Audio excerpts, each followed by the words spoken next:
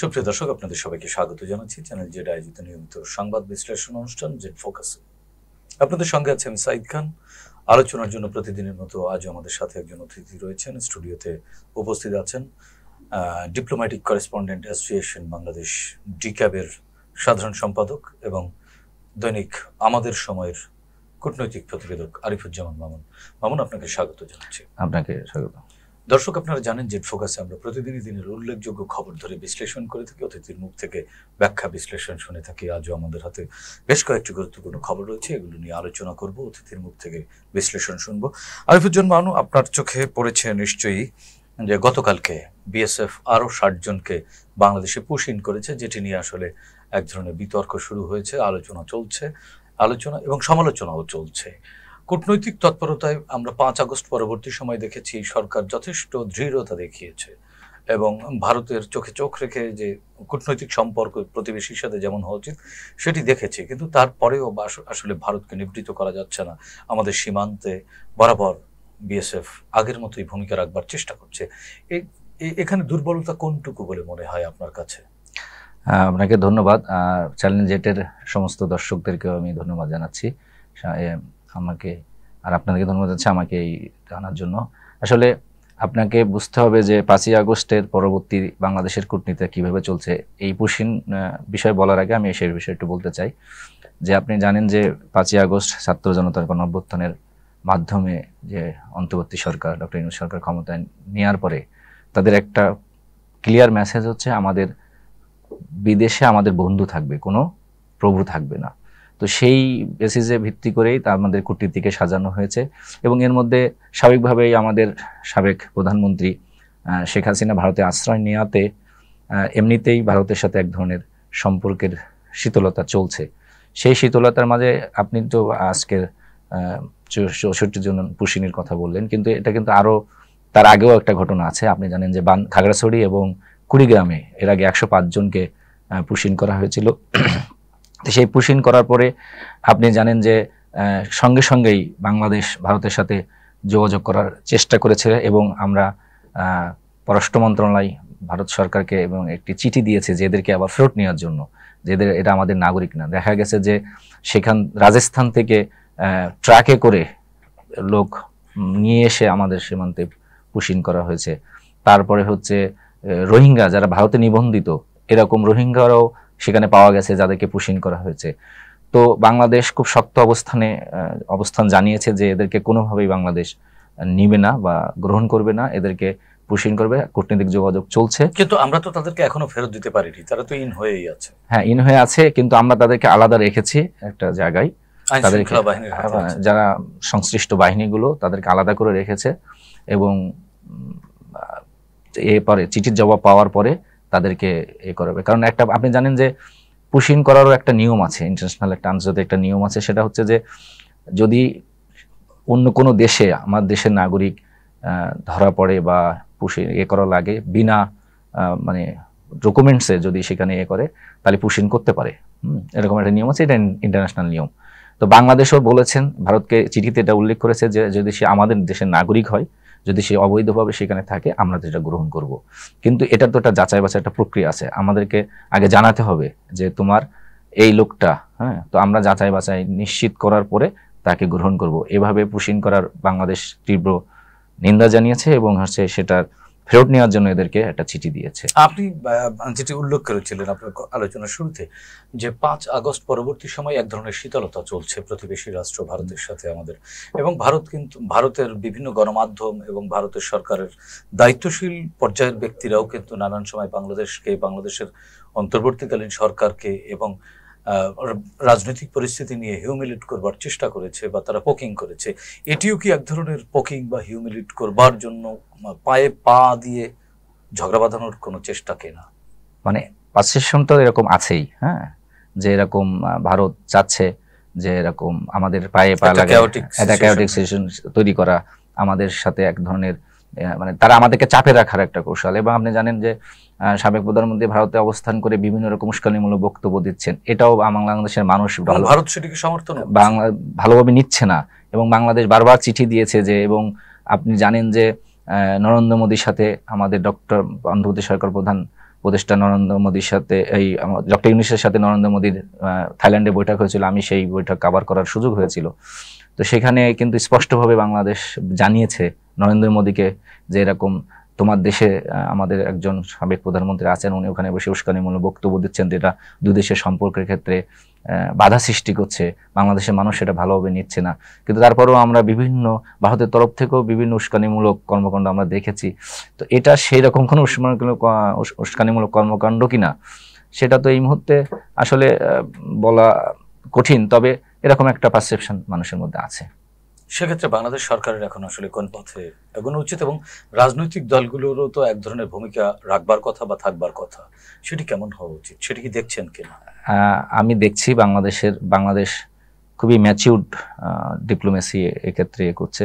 কারণ আপনি ভারত হচ্ছে আমাদের সবচেয়ে নিকট প্রতিবেশী, তো আপনার প্রতিবেশীকে ছাড়া তো আপনি চলতে পারবেন না, বদলানো যাবে না। প্রতিবেশী আবার আপনি বদলাতেও পারবেন না। তো আপনাকে ভারতের সাথে বা ভারতকে নিয়ে চলতে হবে, আবার ভারতকেও বাংলাদেশকে নিয়েই চলতে হবে, কারণ চাইলে আবার প্রতিবেশী পরিবর্তন করা যায় না। তো সেক্ষেত্রে বাংলাদেশ বিভিন্ন ফোরামে এটাকে জোরালোভাবে এগোচ্ছে এই করার জন্য। এবং আপনি জানেন পররাষ্ট্র সচিব পর্যায়ে যে বৈঠক হয়েছিল প্রথম, সেখানেও কিন্তু এক ধরনের ঐক্যমত হয়েছিল যে কোনো ধরনের দুপক্ষ থেকেই কোনো ধরনের উস্কানিমূলক কর্মকাণ্ড করা যাবে না। আপনি জানেন যে ভারতের কিছু মিডিয়া বাংলাদেশের বিরুদ্ধে অব্যাহতভাবে অপপ্রচার চালিয়ে যাচ্ছে, যদিও সেটার এখনো পর্যন্ত সফল হয়নি।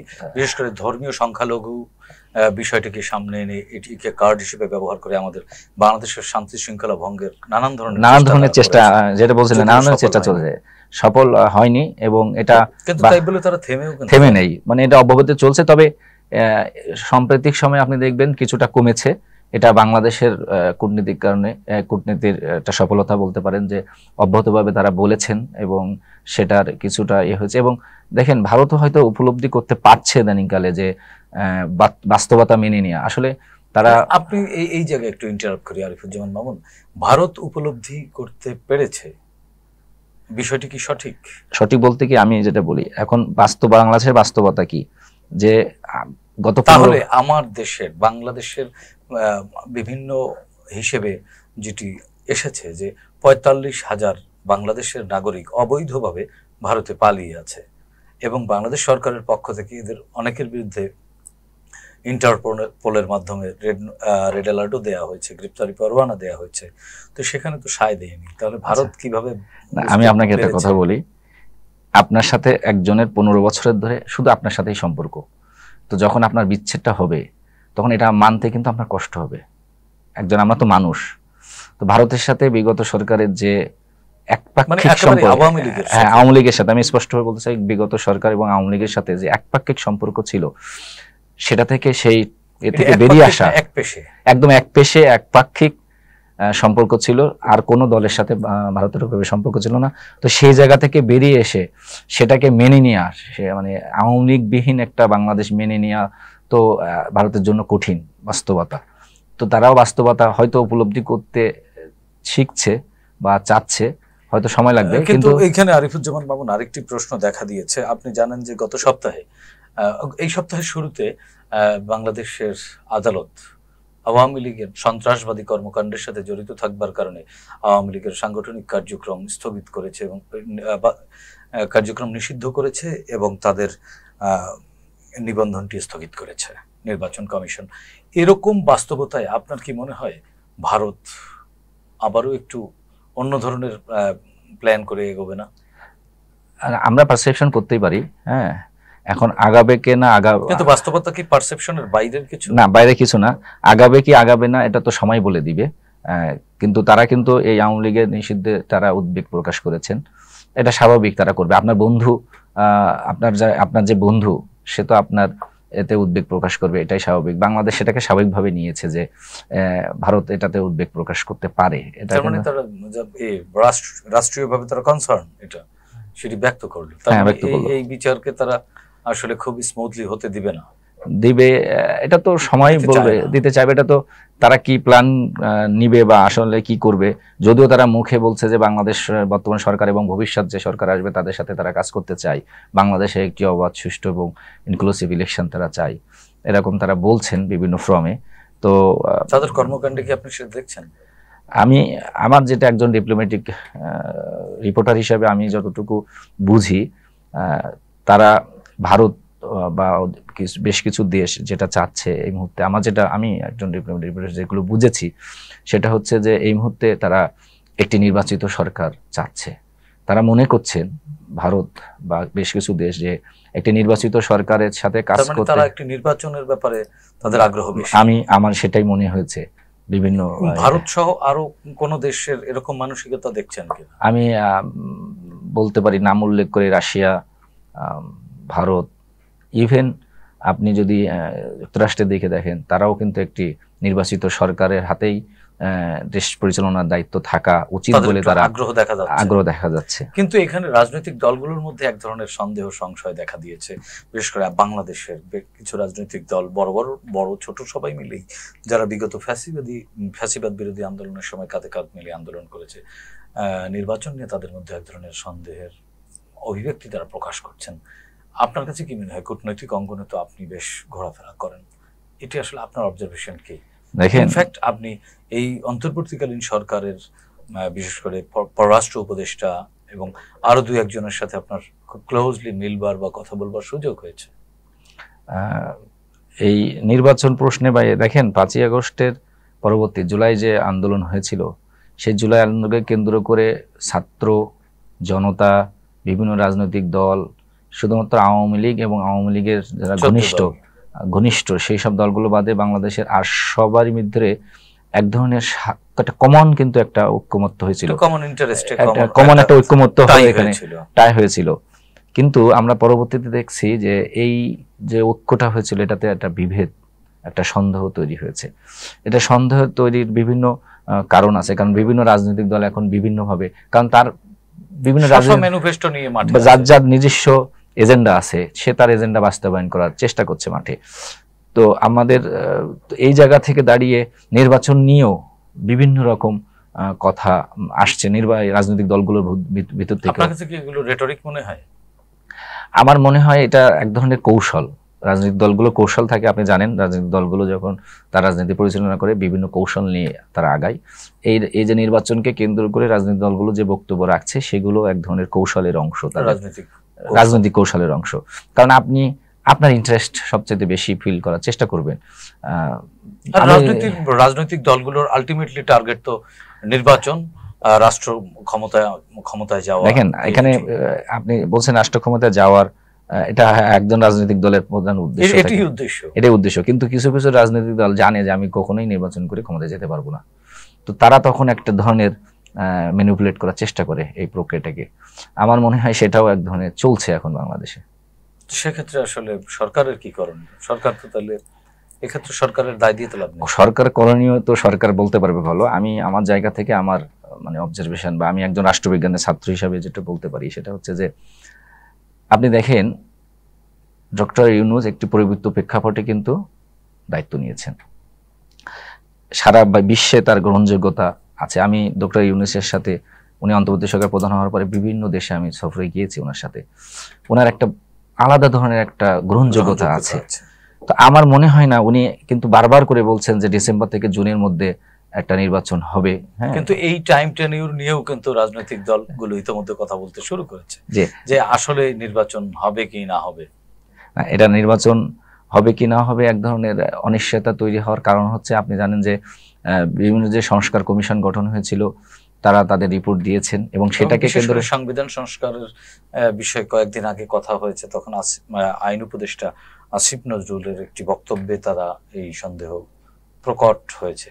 জি, এরপরে এটি বেশ আপনিও নিশ্চয়ই শুনেছেন। জি, আমি আলী রিয়াজ যিনি সংবিধান সংস্কার কমিশনের বা সংস্কার কমিশনের যিনি চেয়ারম্যান, তার বক্তব্যের পরে এক ধরনের সন্দেহ রাজনৈতিক দলগুলো ব্যক্ত করছে। জি, রাজনৈতিক দলগুলোর পক্ষ থেকে এই বিষয়ে বিভিন্ন ধরনের বক্তব্য আছে, সন্দেহ তো আছেই। তো আমি যেটা বলতে চাচ্ছি, আপনি বলছিলেন যে সংবিধান সংস্কার কমিশনের যে চেয়ারম্যান, উনি কিন্তু এখন ঐক্যমত্য কমিশনেরও ভাইস চেয়ারম্যান। মূলত ডক্টর ইউনূস হয়ে উনি কিন্তু মূল দায়িত্বটা এখন পালন করছেন রাজনৈতিক দলগুলোর সাথে। এই কোন কোন বিষয়ে, কোন কোন সংস্কারের বিষয়ে তারা ঐক্যমত্য হতে চায় সে বিষয়ে এখন কাজ করছেন। তো তার সাথে আমার ব্যক্তিগতভাবে কথা বলার সুযোগ হয়েছিলেন আলী রিয়াজের সাথে। তো উনি যেটা বলার চেষ্টা করেছেন যে এই যে সংস্কার ঐক্যমত্যের সাথে, সংস্কার প্রস্তাব ঐক্যমত্যের সাথে নির্বাচনের কোনো সম্পর্ক নেই। হ্যাঁ, উনি বলছেন নির্বাচন তার মতো করে এ করবে, আমরা আমাদের মতো করে। তখন আমি তাকে প্রশ্ন করেছিলাম, তাহলে স্যার আসলে কি সংস্কার যেগুলো হবে সেগুলোকে বর্তমান অন্তর্বর্তী সরকার করবে নাকি পরবর্তী নির্বাচিত সরকার করবে? তখন উনি বলেছেন, উনি অবশ্য একটু ডিপ্লোম্যাটিক অ্যান্সার দিয়েছিলেন যে কিছু আমরা যে সংস্কারগুলো আমাদের পক্ষে করা সম্ভব সেগুলো আমরা করব এবং বাকিগুলো নির্বাচিত সরকার, পরবর্তীতে যে সরকার আসবে তারা করবে। তবে আমি যেটা বলতে চাই বা আমার যেটা ধারণা থেকে আমি যেটা বুঝতে পেরেছি সেটা আমি বলতে চাই যে আপনি দেখেন যে বাংলাদেশে প্রতিদিন কিন্তু এক এক ধরনের ঘটনা ঘটছে এবং একটা ঘটনা প্রতিদিন বিভিন্ন ইস্যুর সৃষ্টি হচ্ছে এবং অনেক পারসেপশন আছে যে ইস্যুগুলো তৈরি করাও হচ্ছে নির্বাচনকে পেছানোর একটা প্রক্রিয়ার অংশ হিসাবে। তো এই অবস্থায় এবং ইতিমধ্যে বিএনপি কিন্তু একটি কনসার্ন, হ্যাঁ, বিভিন্ন রাজনৈতিক দলগুলো থেকে তো সন্দেহ প্রকাশ করা হয়েছে এই যে ঐক্যমত্য কমিশনের কর্মকাণ্ড বা তারা কি করতে চায়, ধারাবাহিক ঘটনা, বিভিন্ন ঘটনা ধারাবাহিকভাবে। আপনি জানেন বিএনপি বাংলাদেশের বৃহত্তম রাজনৈতিক দল, বিএনপির পক্ষ থেকে বলা হচ্ছে যে ডিসেম্বরের মধ্যে ইলেকশন দেওয়ার কথা। জামাত ইসলামের পক্ষ থেকে কিন্তু সংস্কারের পরে নির্বাচনের কথা বলা হয়েছিল। সংস্কারের পরে কখনো আপনি জানেন যে তারা দুই তিন ধরনের কথা, যে মার্কিন সহকারী পররাষ্ট্রমন্ত্রী যখন আসছিলেন তখন বিভিন্ন রাজনৈতিক দলগুলোর সাথে বিএনপি, জামাত ইসলামী, এনসিপি তাদের সাথে বৈঠক করেছিল সেই মার্কিন পররাষ্ট্র প্রতিমন্ত্রী। সেখানে আমার থাকার সুযোগ হয়েছিল। জামাত ইসলামের আমির এখানে বলেছিলেন যে আগামী প্রথম রমজানের আগেই ইলেকশন হওয়ার কথা। সেই হিসাবে আমরা বলতে পারি যে আপনি জানেন যে আগামী ফেব্রুয়ারির 19 তারিখ বা 20 তারিখ থেকে শুরু হওয়া বা 20 বা 21 তারিখের রোজা শুরু হওয়ার কথা। তো আপনি যদি তার আগে নির্বাচন করতে চান, নির্বাচনের একটা কিন্তু প্রস্তুতি লাগে, আপনাকে একটা শিডিউল ঘোষণা করতে হবে, আপনাকে একটা রোডম্যাপ থাকতে হবে। তো বিএনপি সেই রোডম্যাপ চাচ্ছে। তো জামায়াতে ইসলামীর আমিরের এই কথার পরে সবাই ধারণা করছে বা আমিও যতটুকু বুঝেছি বিভিন্ন লোকের সাথে কথা বলে যে আগামী ফেব্রুয়ারির প্রথম সপ্তাহে বা কোরবানির ঈদের পরে এপ্রিলের মধ্যে আমার নির্বাচনটা হওয়ার সম্ভাবনা বেশি বলে আমার ধারণা থেকে। আমি কিন্তু রাজনৈতিক দলগুলো যে আপনি নিশ্চয়ই খেয়াল করেছেন যে ইতিমধ্যেই বিএনপি বলেছে যে নানান ঘটনা, এই একের পর এক ঘটনা, ভোট নিয়ে নানান আলোচনা। তাহলে এরপরে আপনার লেভেল থেকেও যদি পরিষ্কার বোঝা যায় তাহলে ওনারা কেন এটি বলছেন? না, আমি কিন্তু আমার এক ধরনের কথা বলেছি, অবজারভেশনের কথা বলেছি। আমি যে এটা হবেই এমন কোনো কথা নেই, কারণ বাংলাদেশে প্রতিনিয়ত প্রতি ঘটনা ঘটছে। আসলে বিএনপি বা রাজনৈতিক দলগুলো একটি রোডম্যাপ চাচ্ছে এবং এক প্রকার রোডম্যাপ তো প্রফেসর ইউনূস পরিষ্কারই করেছেন। না, আপনি যদি বলেন যে ডিসেম্বর থেকে জুনের মধ্যে ইলেকশন হবে, মানে 6 মাস, তো 6 মাসের কোন মাসে ইলেকশন হবে সেটা পরিষ্কার চাচ্ছে যে আপনি শিডিউল ঘোষণা করলেন যে অমুক মাসে শিডিউল ঘোষণা করা হবে, অমুক মাসে ঐক্যমত্য কমিশনের করা হবে, ডিসেম্বরে শিডিউল ঘোষণা করা হবে। বিএনপি চাচ্ছে একটা স্পষ্ট রোডম্যাপ যেটার ভিত্তিতে হবে, আর না হলে এক ধরনের সন্দেহ থেকেই যায়। কারণ আপনি বলছেন মুখে, হ্যাঁ, কিন্তু আপনার ঘটনার প্রেক্ষাপটে এখন এমন একটা পারসেপশন আছে যে ঐক্যমত্য কমিশন যেটা তৈরি হয়েছে সেখানে যদি ঐক্যমত্য না হয় তাহলে সেটা রাজনৈতিক দলগুলোর সাথে আরো আলোচনার জন্য নির্বাচন পেছানোর বিষয়ে তারা চাপ দিতে পারে যে তাহলে নির্বাচনটা পিছাই যাক, এই বিষয়গুলোতে কমন কিছু বিষয়ে আমরা ঐক্যমত্য হই, এরকম কথাও তো আছে। আচ্ছা, আরিফুজ্জামান মামুন, আরেকটি বিষয় আপনার কাছ থেকে একটু বিশ্লেষণ শুনতে চাচ্ছি। আপনি জানেন যে জগন্নাথ বিশ্ববিদ্যালয়ের শিক্ষার্থীরা গত 3 দিন ধরে আন্দোলন করছেন তাদের আবাসন সংকট সহ নানান দাবি নিয়ে, এবং গতকালকে সেই বিক্ষোভে আইনশৃঙ্খলা বাহিনীর সদস্যদের সাথে এক প্রকার মুখোমুখি সংঘর্ষ হয়েছে, ইটপাটকেল বা ধাওয়া পাল্টা ধাওয়ার ঘটনা ঘটেছে। আজও কিন্তু তারা রাজধানীর রাস্তা, ব্যস্ততম সড়কগুলো বন্ধ করে দিয়ে আন্দোলন করছেন, আন্দোলন চালিয়ে যাচ্ছেন। তো এই জায়গাটাকে কিভাবে দেখছেন এই মুহূর্তে? আসলে এই অন্তর্বর্তীকালীন সরকারের সেই সক্ষমতা বা এই চ্যালেঞ্জগুলো, মানে এই যে সংকটগুলো বলা হচ্ছে, এই সংকটগুলো অন্তর্বর্তীকালীন সরকারের পক্ষে সম্ভব কিনা সমাধান করা, না এটি পরবর্তী নির্বাচিত কোনো সরকারের কাজ? সম্ভব কি সম্ভব না এটা বলার আগে আমি এই জগন্নাথ বিশ্ববিদ্যালয়ে যে ঘটনার আমি দুইটা ঘটনার আমি নিন্দা জানাতে চাই। প্রথম হচ্ছে পুলিশ যে ছাত্রদের উপর, শিক্ষার্থীদের উপর যে হামলা চালিয়েছে, এটার আমি নিন্দা জানাচ্ছি। এবং একই সাথে আরেকটি ঘটনা আপনার চোখে পড়েছে কিনা, যখন মাননীয় উপদেষ্টা মাহফুজ সাহেব যখন সংবাদ সম্মেলন করতে শিক্ষার্থীদের উদ্দেশ্যে আসছিলেন, তার উপরে একটা বোতল নিক্ষেপ হয়েছে। আমি দুটি ঘটনার নিন্দা জানাই। এখন ঘটনা হয়েছে কি, দেখেন কিছুদিন আগে আওয়ামী লীগকে নিষিদ্ধের দাবিতে যখন এনসিপি সহ আরো কয়েকটা যখন আন্দোলন করে একদম প্রধান উপদেষ্টার বাড়ি পর্যন্ত গেল, তখন নিষিদ্ধ এলাকায় যখন গেল, তখন কিন্তু এক ধরনের আচরণ আমরা দেখেছি। আর শিক্ষার্থীদের দাবিটা তো যৌক্তিক, হ্যাঁ, শিক্ষার্থীদের দীর্ঘদিনের দাবি। একদম জগন্নাথ যখন কলেজ ছিল ঠিক তখন থেকেও কিন্তু এই দাবি ছিল। এবং শিক্ষার্থীদের সাথে আমি নিজে ব্যক্তিগতভাবে কথা বলেছি, তারা আসলে একটা ঘোষণা চাই যে ওই যে তার যে একটা রোড ম্যাপ চাই, ডেডলাইন চাই, যে আসলে এমন একটা চাওয়া আছে যে অমুক মাসের মধ্যে। তো শিক্ষার্থীদের সাথে যেটা ঘটেছে সেটা অবশ্যই নিন্দনীয়। এবং আমার মনে হয় এটা যদি বর্তমান সরকার, এটা কি কোনো ঘটনার ধারাবাহিকতা? কিছু লোক বলছে এখান থেকে একটি ইস্যু তৈরি করবার চেষ্টা। এটা তো যখন আপনি কোন একজন মানে যারা সুবিধা নিতে চায় তারা তো বিভিন্ন ইস্যুকে এটা ব্যবহার করতে পারে, এটা তো অসম্ভব। ফ্যাসিস্ট পতিত আওয়ামী লীগও তো এখানে করতে পারে। এবং যে বোতল যে মেরেছে, পত্র পত্রিকায় বা সোশ্যাল মিডিয়াতে আসছে তার পরিচয়, সে ছাত্রলীগের করতো একসময় কবি নজরুল কলেজে, এরকমও আসছে।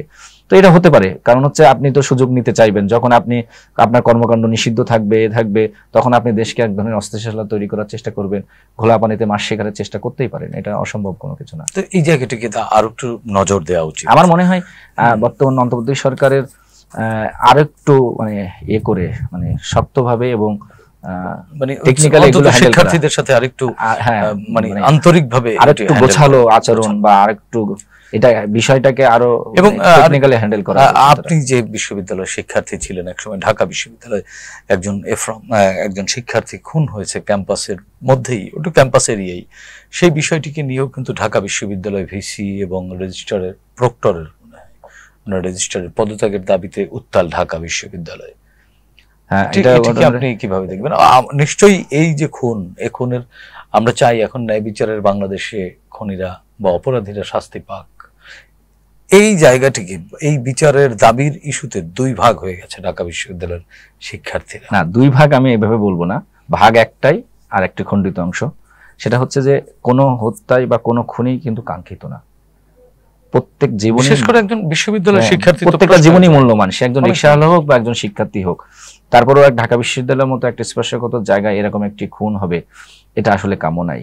আপনি দেখেছেন যে, আপনি যদি দেখে থাকেন যে ঢাকা বিশ্ববিদ্যালয়ের প্রক্টর এবং ঢাকা বিশ্ববিদ্যালয়ের ভিসি মহোদয় যেভাবে শিক্ষার্থীদের সাথে একটা ভিডিও ভাইরাল হয়েছে, যেটা আচরণ করেছেন, যেভাবে উনি কথা বলেছেন, তার কথার যে ভঙ্গিমা ছিল, এটা আসলে বিশ্ববিদ্যালয়ের যে ক্যারেক্টার, বিশ্ববিদ্যালয় পর্যায়ে শিক্ষার্থীদের সাথে এই ধরনের আচরণ আসলে কাঙ্ক্ষিত। তিনি কিন্তু আবার ব্যাখ্যা করেছেন যে তিনি শিক্ষার্থীদের সাথে এভাবেই কথা বলেন, তুইতাকারি করে। না, এটা হতে পারে।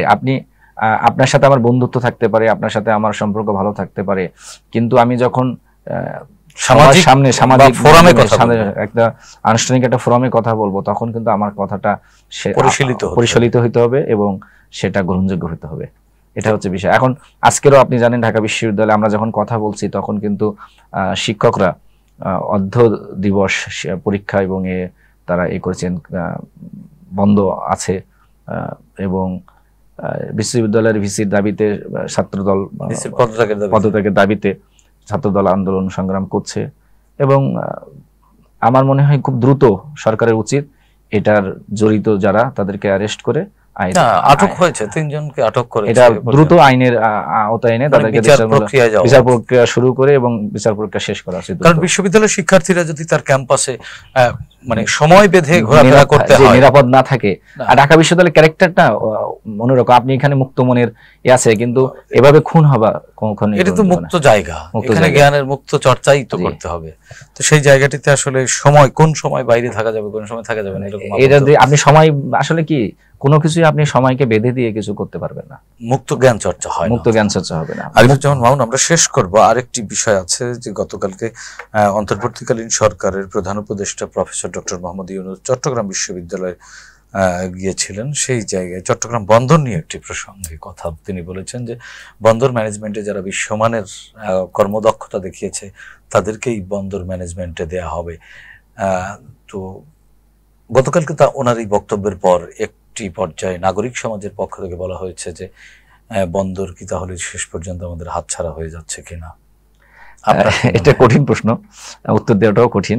আপনি জানেন যে এখনো পর্যন্ত যেহেতু সিদ্ধান্ত না, মানে উনি একটা সম্ভাব্যতা বলেছেন, এবং আপনি জানেন তার বক্তব্যের পরপরই বাংলাদেশ সমাজতান্ত্রিক দল বাসদ এটার প্রতিবাদ জানিয়েছে এবং বলেছে যে বিদেশি বুনিয়াদের হাতে আমার দেশের সার্বভৌমত্ব আমরা তুলে দিতে পারি না। এরকম আপনি বাসদ থেকে একটা প্রতিবাদও আপনি জানেন যে আসছে। এবং বাংলা নাগরিক সমাজের বিভিন্ন অংশ থেকে দেখেন, উন্নয়নের জন্য বিদেশিদের সহযোগিতা আমাদের দরকার, এটা নিয়ে কোনো সন্দেহ নেই। কিন্তু সেই উন্নয়ন করতে গিয়ে যদি আমার সার্বভৌমত্ব বা আমার এখানে কোনো ইল ইন্টেনশন বলে, যেটাকে বলে যে বাংলায় যেটাকে বলে হচ্ছে অন্য কোনো উদ্দেশ্য থাকে, হ্যাঁ, তো সেটা আসলে এখন উনি বলেছেন সমতা করতে, হয়তো আরো বেশি এটা নিয়ে হবে, যাচাই বাছাই হবে, তারপরে হয়তো কোনো সিদ্ধান্ত হবে, তখন আসলে বলা যাবে যে আসলে এটা কতটুকু কি হলো। কিন্তু এটা কি হওয়া উচিত বলে আপনি মনে করেন? হওয়া উচিত। দেখেন আমাদের কিন্তু মোংলা যে বন্দর আছে সেটা কিন্তু বিদেশিরাই ম্যানেজমেন্ট করছে, আপনি জানেন যে আমাদের। সুতরাং আমরা তো আছে বিভিন্ন জায়গায় আমাদের বিদেশিরা, আমাদের যে 3rd টার্মিনাল বিমানবন্দর সেটাও কিন্তু ম্যানেজমেন্ট করছে জাপান, হ্যাঁ। So Mitsubishi company. তো এটা আপনার আমাদের আরো একটু ভাবা উচিত এবং আমাদের ইন্টারেস্ট গুলো সরকারও নিশ্চয়ই ভাববে, অবশ্যই ভাববে, নিশ্চয়ই ভেবে চিনতে। সবাই সবচেয়ে বড় বিষয় হচ্ছে যারা আমাদের রাষ্ট্রীয় সম্পদ, জি, অংশীজনদের সাথে, বিশেষ করে রাজনীতিবিদরা যেহেতু দেশ পরিচালনা করে, আমার মনে হয় বর্তমান সরকারের উচিত যে কোনো বড় সিদ্ধান্ত নেওয়ার আগে রাজনৈতিক দলগুলোর সাথে আলোচনা করে, ওপেন ডায়ালগ করে একটা মতামত নিয়ে অধিকাংশের মতামত যেটাতে যাবে আমার মনে হয় সেটাই করা উচিত। এবং নাগরিক সমাজেরও বক্তব্য নেওয়া উচিত, কারণ এই তো গেল রাজনৈতিক দলের মতামত, রাজনৈতিক দলগুলো দেবে, কিন্তু আপনাকে বলেছি যে সমস্ত অংশীজন যারা নাগরিকদের চেয়ে তো বড় অংশীজন কেউ না, অবশ্যই নাগরিক সমাজ, বিশেষজ্ঞ আছেন এক্ষেত্রে। এবং প্রফেসর সরকারের অ্যাক্টিভিটিতে আমরা কিন্তু এটি দেখছি যে বিভিন্ন সময় তারা নাগরিক সমাজের সাথেও কথা বলছেন, হয়তো সমাধানের পথ বেরোচ্ছে না বা কোথাও কোথাও কঠিন হচ্ছে, তারপরেও অন্তত কার্যক্রম দেখছি। অবশ্যই আপনি, আমার মনে হয় এই ইস্যুটাতে চট্টগ্রাম বন্দর বিদেশিদের ম্যানেজমেন্টে বিদেশিদের দেওয়া হবে কিনা এই বিষয়ে সমস্ত অংশীজন যারা আছেন, বিশেষজ্ঞ যারা আছেন, রাজনৈতিক দলগুলো আছেন, সবার সাথে আলোচনা করে অধিকাংশের মতামত যেদিকে যাবে সেদিকে যাওয়া উচিত বলে আমি। আরিফুজ্জামান মামুন, আমরা শেষ করব, শেষ প্রশ্ন আপনার কাছে, 1 মিনিটে শেষ করবেন। সেটি হচ্ছে, এত জল্পনা কল্পনা, এত দ্বিধাদ্বন্দ্বের পরেও আমরা তো স্বপ্ন দেখি যে গণতন্ত্রের পথে এগিয়ে যাব আমরা, সাম্যের বা ঐক্যের বাংলাদেশ প্রতিষ্ঠিত হবে। আপনার কি মনে হয়, আমরা কি সেই পথে এগোচ্ছি, না আবারও কোনো ভুল হচ্ছে আমাদের? আপনাকে ধন্যবাদ। সেটা হচ্ছে যে 5ই আগস্টের পরে আমরা একটি নতুন স্বপ্ন দেখার সাহস পেয়েছি, নতুন বাংলাদেশ গড়ার সাহস পেয়েছি। আপনি জানেন যে বিভিন্ন রাজনৈতিক দলগুলোর পক্ষ থেকেও বলা হচ্ছে যে আমরাও নতুন বাংলাদেশের, এবং বিভিন্ন রকম তাদের কর্মসূচি ঘোষণা করা হয়েছে। আমি বিশ্বাস করি যে ঐক্য দেশ, মানে যে ফ্যাসিবাদের পতন হয়েছে, এখন একটা সুযোগ এসছে আমাদের সামনে যে একটি গণতান্ত্রিক বাংলাদেশি জাতীয়তাবাদ একটা প্রতিষ্ঠা করা, বাংলাদেশে স্বাধীনতা সার্বভৌমত্ব যাতে অক্ষুণ্ণ থাকে, অক্ষুণ্ণ রাখে, সেই এরকম একটা বাংলাদেশ। এবং আমার মনে হয় না এবার যদি আমরা ফেল করি, আমরা যদি এবার ব্যর্থ হই, তাহলে আর কখনোই আমরা এটা পারবো না। সুতরাং সবার উচিত সবার সম্মিলিত প্রচেষ্টার মাধ্যমে একটা ঐক্যমত্যে এসে একটি স্বাধীন, সার্বভৌম এবং শির দ্বারা উচ্চ করা একটা বাংলাদেশ, জাতিগত মানে স্বার্থে আমাদের আসলে ঐক্যের বিকল্প নেই। ঐক্যের কোন আসলে কি জানেন, কোনো বিষয়ে আসলে ঐক্যের বিকল্প নেই। জি, ধন্যবাদ আরিফুজ্জামান মামুন। প্রিয় দর্শক, আমরাও বিশ্বাস করি দ্বিধাদ্বন্দ্ব, তর্ক বিতর্ক, সন্দেহ সংশয় সবকিছু কাটিয়ে জুলাই গণ অভ্যুত্থানে আমাদের বাংলাদেশের সকল শ্রেণী পেশার মানুষের মধ্যে যে ঐক্য জন্ম নিয়েছে, সেই ঐক্যের দৃঢ়তায় সামনের যত চ্যালেঞ্জ আছে সেগুলো আমরা মোকাবেলা করে জাতিগতভাবে এগিয়ে যাব। আগামী নতুন এক বাংলাদেশ, যেটি স্বপ্নের বাংলাদেশ, সেই বাংলাদেশ প্রতিষ্ঠিত হবে। সেই পর্যন্ত সবাই ভালো থাকুন, সুস্থ থাকুন, চ্যানেল যেটির সঙ্গেই থাকুন।